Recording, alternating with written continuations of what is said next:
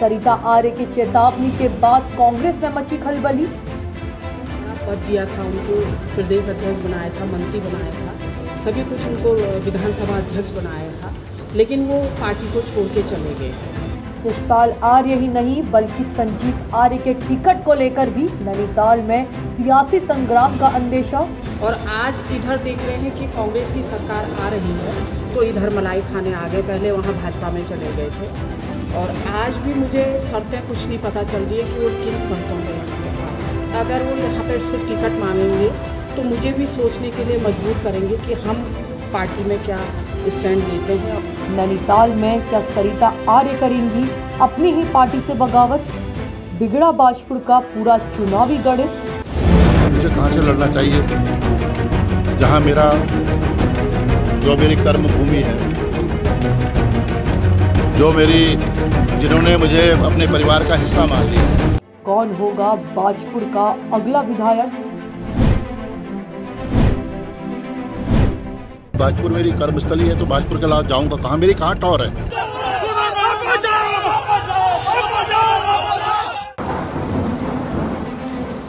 क्या कांग्रेस बाजपुर व नैनीताल में सियासी संतुलन को बनाए रखने में होगी कामयाब? बाजपुर के बाद अब नैनीताल में भी कांग्रेस के अंदर सियासी बवंडर के संकेत दिखाई दे रहे हैं। कांग्रेस की महिला कद्दावर नेता व महिला मोर्चा की प्रदेश अध्यक्ष सरिता आर्य ने भी कांग्रेस को बगावती तेवर दिखाए हैं। कांग्रेस से जुड़े सूत्रों की माने तो संजीव आर्य की कांग्रेस में वापसी को लेकर महिला कांग्रेस की प्रदेश अध्यक्ष सरिता आर्य बेहद नाराज हैं। सूत्रों का दावा है कि सरिता आर्य ने कांग्रेस आला कमान के आगे अपनी नाराजगी जाहिर कर दी है। राजनीति से जुड़े लोगों की माने तो कांग्रेस महिला मोर्चा की प्रदेश अध्यक्ष संजीव आर्य की टिकट को लेकर कोई बड़ा कदम उठा सकती हैं। यह अलग बात है कि कांग्रेस आला कमान ने उत्तराखंड प्रदेश की 70 विधानसभा सीटों में से किसी भी एक सीट को लेकर अपने पत्ते नहीं खोले हैं, किंतु माना जा रहा है कि कांग्रेस अपनी सीटिंग विधायकों के साथ साथ मजबूत व लोकप्रिय नेताओं को चुनाव में हरी झंडी देगी। यशपाल व संजीव आर्य की घर वापसी में कांग्रेस के सबसे मजबूत और ताकतवर नेता हरीश रावत की महत्वपूर्ण भूमिका रही है। कांग्रेस से जुड़े सूत्रों की माने तो यशपाल आर्य व संजीव आर्य की घर वापसी से पूर्व ही यशपाल आर्य और संजीव आर्य दोनों की पसंदीदा सीट का चयन लगभग कर लिया गया है, किंतु बीते दिनों बाद बाजपुर में जो सियासी टकराव देखने को मिला उससे यह तय हो चुका है कि यशपाल आर्य को लेकर बाजपुर का एक बड़ा खेमा किसी भी सूरत में यशपाल आर्य के बाजपुर में चुनाव को लेकर पक्ष में नहीं है। वहीं दूसरी ओर नैनीताल सीट पर भी संजीव आर्य के संभावित टिकट को लेकर कांग्रेस महिला मोर्चा की अध्यक्ष सरिता आर्य बगावती तेवर दिखा चुकी हैं। बहरहाल चुनाव से ठीक पहले बाजपुर और नैनीताल सीट पर कांग्रेस के भीतर चल रही सियासी खींचतान क्या रंग लाएगी, यह भविष्य तय करेगा। उत्तराखंड की राजनीति में यशपाल आर्य एक बड़ा दलित चेहरा माने जाते हैं। यही बड़ा कारण है कि कांग्रेस से अलविदा कहने के बाद कांग्रेस में यशपाल की कमी देखने को मिली थी। हरीश रावत ने यशपाल आर्य को पार्टी में वापस लाने के लिए जो मेहनत की वह जनता के सामने है। हरीश रावत यशपाल आर्य और संजीव आर्य की घर वापसी कराने में कामयाब रहे। लेकिन अभी कुछ दिन पहले बाजपुर में जो सियासी संग्राम में हुआ उससे तय हो गया है कहीं न कहीं यशपाल जी की राह में रोड़ा बन सकती है। बाजपुर के साथ साथ नैनीताल विधानसभा सीट पर भी बड़ा बवंडर देखने को मिल रहा है। वहां कांग्रेस महिला मोर्चा के प्रदेश अध्यक्ष सरिता आर्य बगावती तेवर दिखा रही है। सरिता आर्य ने स्पष्ट कह दिया है कि जब पार्टी आलाकमान कांग्रेस महिला मोर्चा के प्रदेश अध्यक्ष का ही टिकट तय नहीं करेगा तो वो अन्य महिलाओं को क्या जवाब देंगी। यहाँ बता दें कि प्रियंका गांधी ने कांग्रेस में महिलाओं के टिकट को लेकर कई बार ये कहा है कि उनको 40% टिकट दिया जाएगा। इसको लेकर के कई बार सरिता आर्य ने कांग्रेस आलाकमान के सामने अपनी बात रखी है। कहा तो यहाँ तक जा रहा है कि सरिता आर्य ने पार्टी छोड़ने तक की धमकी दे दी। उन्होंने कहा है कि जो लोग चुनाव के दौर में पार्टी को छोड़कर चले गए, पार्टी कमजोर थी, तो उन्होंने पार्टी का साथ दिया। चुनाव के ऐन समय में संजीव आर्य की कांग्रेस में वापसी के बाद सरिता आर्य को लगने लगा है कि पार्टी नैनीताल सीट पर संजीव आर्य को टिकट देगी। इस पूरे मामले पर जानकारी देने के लिए हमारे सहयोगी संवाददाता बाजपुर से विशेष शर्मा जुड़ गए हैं। विशेष जी,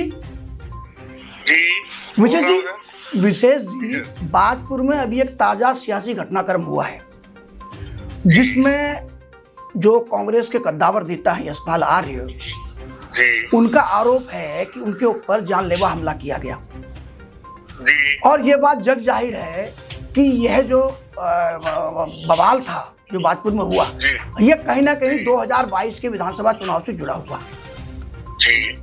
अच्छा, हम ये जानना चाहते हैं कि यशपाल आर्य जी के लिए बाजपुर में 2022 की राह आसान है? देखिए, जहाँ तक यशपाल जी का प्रश्न है, एक कद्दावर नेता हैं उत्तराखंड के और चूंकि दलित नेता हैं तो एक ये भी उनके साथ प्लस पॉइंट है, पर चूंकि एक दल बदल के उन्होंने किया है और कांग्रेस के पुराने नेता होते हुए बीजेपी में गए, उसके बाद पुनः जो कांग्रेस में वापस आए हैं, तो कहीं ना कहीं वो चीज उनके आड़े आ रही है। जनता का ये कहना है कि इन्होंने हमारे साथ विश्वास को हमारे धोखा दिया और ये तुरंत बीजेपी में चले गए। अब चूंकि फिर कांग्रेस में आए हैं, लेकिन कुल मिला के ये कहा जा सकता है कि उनका जो कद है और उनका जो इतना लंबा अपना एक अनुभव है राजनीति का, तो कहीं ना कहीं यशपाल आर्य एक अच्छे कैंडिडेट तो साबित होंगे। मैं विशेष ये जानना चाह रहा हूँ कि बाजपुर में 2017 के विधानसभा चुनाव में यशपाल जी भारतीय जनता पार्टी के टिकट पर चुनाव लड़े थे जी। आज 5 वर्ष का समय पूरा होने जा रहा है जी। 2017 से लेकर के अब तक कांग्रेस के अंदर कई ऐसे नेता होंगे, कई ऐसे चेहरे होंगे जो ये आस लगा के बैठे होंगे कि वो कांग्रेस के बैनर तले चुनाव लड़ेंगे। जी। कुछ एक नाम बता सकते हैं हमें बाजपुर सीट से ऐसे? देखिए, जहाँ तक कांग्रेस के से नाम का प्रश्न है, नाम तो कई कांग्रेस में कद्दावर नेता ऐसे थे कि जो चुनाव लड़ सकते थे, लेकिन क्योंकि ये सीट आरक्षित है अनुसूचित जाति के लिए, तो इसलिए बहुत ज्यादा इसमें कोई कांग्रेस के पास विकल्प नहीं है कि किसको कैंडिडेट बनाया जाए। जो पूर्व कैंडिडेट कांग्रेस की रही हैं सुनीता टम्टा जी 2017 में, वो चूंकि अनुसूचित जाति से आती हैं और इस 5 साल के अंदर कहीं ना कहीं उन्होंने जनता में अपना पकड़ बनाई है और जनता के दुख दर्द में साथ में लगी रही हैं। तो जहां तक कांग्रेस का प्रश्न है, कांग्रेस में कोई और दूसरा नाम ऐसा कोई नजर नहीं आता सुनीता टम्टा के अलावा जो 2022 के चुनाव के लिए कोई प्रत्याशी के रूप में उभर के आया हो। ठीक है। मैं ये जानना चाह रहा हूँ, जैसा कि लगभग ये तय माना जा रहा है कि 2022 में कांग्रेस यशपाल आर्य जी को ही टिकट देगी, लेकिन जो ताजा सियासी घटनाक्रम हुआ है, ये अलग विषय कि कांग्रेस आलाकमान क्या निर्णय लेगा, लेकिन फिलहाल ये माना जा रहा है कि यशपाल जी चुनाव बाजपुर सीट से लड़ेंगे। अब क्या माना जा रहा है कि यशपाल जी की जो भिड़ंत है चुनाव में, वो किसके साथ होगी? भाजपा किस पे दांव खेलेगी?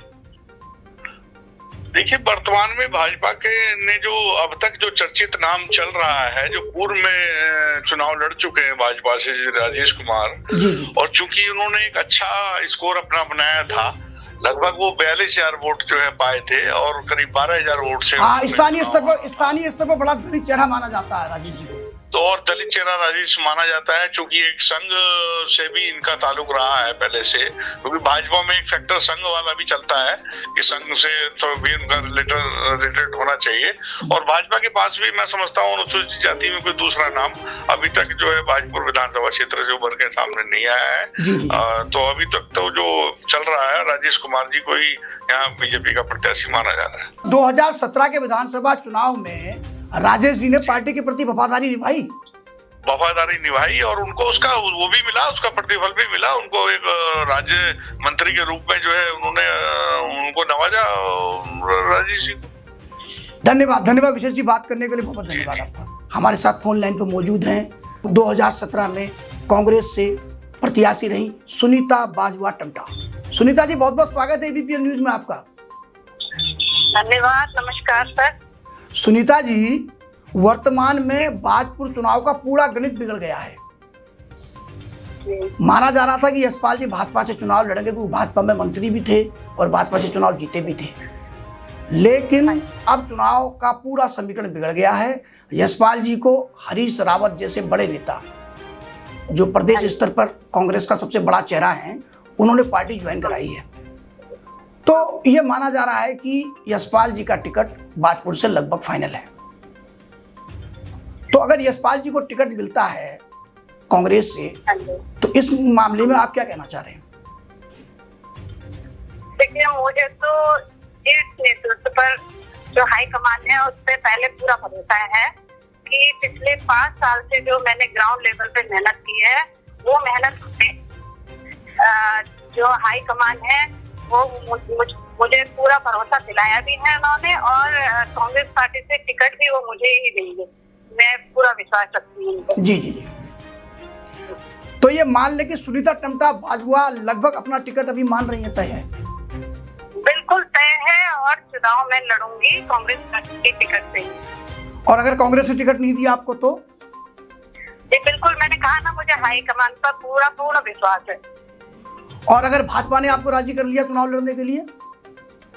मैंने आपको पहले ही बोल दिया कि कांग्रेस पार्टी के स्टेट नेतृत्व ने मुझे विश्वास दिलाया है, और मुझे पूरा विश्वास है कि टिकट जो है वो मुझे ही मिलेगा कांग्रेस पार्टी से। सुनीता जी, हम आपकी बात से सहमत हैं, लेकिन देखिए राजनीति में कुछ नहीं कहा जा सकता। अगर समीकरण वैसे बनेंगे नहीं लगता है मुझे, क्योंकि आम आदमी पार्टी ने अभी तक उधम सिंह नगर की सीट पर, अगर हम काशीपुर की बात ना करें, तो किसी भी सीट पर अपना टिकट फाइनल नहीं किया है। तो सूत्रों से जानकारी मिली है कि आम आदमी पार्टी की जो नजर है वो कांग्रेस और भाजपा के असंतुष्ट लोगों पर है।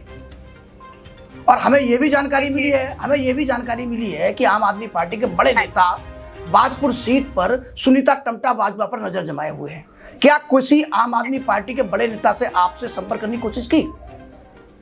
जी बिल्कुल नहीं, अभी ऐसा कोई संपर्क किसी के द्वारा मुझसे नहीं हुआ है, कोई पार्टी से संपर्क नहीं। बस मैं तो ये अपने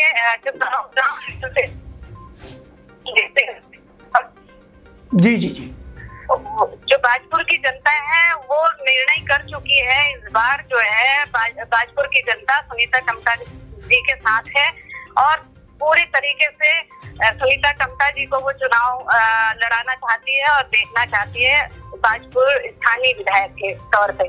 और मुझे भी पूरा विश्वास है, जैसा कि मैं पहले कह चुकी हूँ आपको, कि जो हमारे शीर्ष नेतागण हैं और जो हमारे हाई कमान है, उनसे मुझे पूर्ण तरीके से भरोसा है कि टिकट जो है वो मुझे जरूर मिलेगा, और मैं कांग्रेस पार्टी के टिकट से ही चुनाव लड़ूंगी। मैं ये कहना चाहती हूँ। ठीक है। बातचीत करने के लिए बहुत बहुत धन्यवाद सुनीता जी। नैनीताल विधानसभा सीट को लेकर बातचीत करने के लिए हमारे साथ फोन लाइन पर जुड़ गई हैं टंटा विधानसभा सीट से विधायक रही हैं सरिता आर्या। सरिता जी, बहुत बहुत स्वागत है बीपीएल न्यूज में। जी नमस्कार, धन्यवाद। सरिता जी, लगातार मीडिया में कुछ दिनों से ये देखा जा रहा है कि आप ये चेतावनी दे रही हैं कि अगर कांग्रेस ने संजीव आर्या जी को टिकट दिया तो परिणाम गंभीर होंगे, ऐसा है क्या? देखिए भैया, हम तो ये है कि महिलाएं 40% की डिमांड कर रही है। जी जी, प्रियंका जी ने भी कहा, प्रियंका गांधी जी ने भी कहा है कि 44% महिलाओं को टिकट दिया जाए, उन्हें वकालत करी है इस बात की। हाँ, तो उन्होंने उसी के बिहाफ पे हम भी मांग रहे हैं यहाँ उत्तराखंड में। जी जी, 40% टिकट।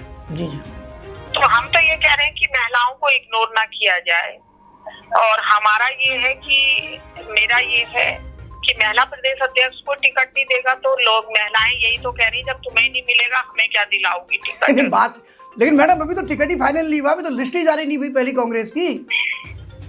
अब वो तो ऐसा है ना भैया, देखो अगर हम लोग अभी से कुछ नहीं कहेंगे तो कौन देगा? ये बात तो ठीक है, लेकिन मैं जानना चाह रहा हूँ सरिता जी, आप महिला कांग्रेस की प्रदेश अध्यक्ष हैं। हाँ, हम तो ये है ना कि हम तो एक वो मांग रहे हैं कि 40%, हाँ कि 40%। नहीं, सरिता जी पहले मेरा प्लीज मेरा पहले सवाल सुन लीजिए। मैं ये जानना चाह रहा हूँ कि सरिता आर्य उत्तराखंड कांग्रेस महिला मोर्चा की प्रदेश अध्यक्ष है, कांग्रेस की ओर से महिलाओं का नेतृत्व करती है। अगर मीडिया में इस तरह का बयान जाता है कि महिला मोर्चा के प्रदेश अध्यक्ष ये चेतावनी दे रही हैं कि अगर टिकट नहीं मिला तो कोई भी निर्णय ले लेंगी, तो क्या माना जाए कि इससे पार्टी में बगावत होगी? ये तो बगावती तेवर है आपके सीधे सीधे। नहीं, ऐसा नहीं है ना। देखो, ऐसा है, हम लोग तो एक महिलाओं की डिमांड वो कर रहे हैं। महिलाओं की जो 40% की मांग है उसके लिए मैं प्रयासरत हूँ। जी। और मैं ये है कि महिला प्रदेश अध्यक्ष होने के नाते भाई मुझे कहाँ से मिल रहा, मैं ये तो कब पूछूंगी चीफ नेतृत्व से। जी। हाँ जी, हम तो ये वकालत कर रहे हैं भैया। जी। तो ये माना जाए कि अगर पार्टी ने नैनीताल सीट पर कोई इस प्रकार का निर्णय ले लिया तो पार्टी वहां जोखिम उठा सकती है। देखिए, ये तो अभी बात ऐसा तो कुछ नहीं है। मैं तो एक वो कह रही हूँ कि भाई 40% महिलाओं की टिकट की डिमांड मैं कर रही हूँ। जी। अब मैं तो अपना ये पूछ रही हूँ कि मुझे कहाँ से मिलेगा टिकट। अच्छा, आप अपना पक्ष रख रही हैं? कांग्रेस मैं अपना पक्ष रख रही हूँ, महिलाओं का पक्ष रख रही हूँ। महिला प्रदेश अध्यक्ष होने के नाते देखिए मेरा चीफ नेतृत्व से पूछना बहुत जरूरी है। जी। आगे पूछ। ठीक, बात करने के लिए बहुत बहुत धन्यवाद सरिता जी हमसे।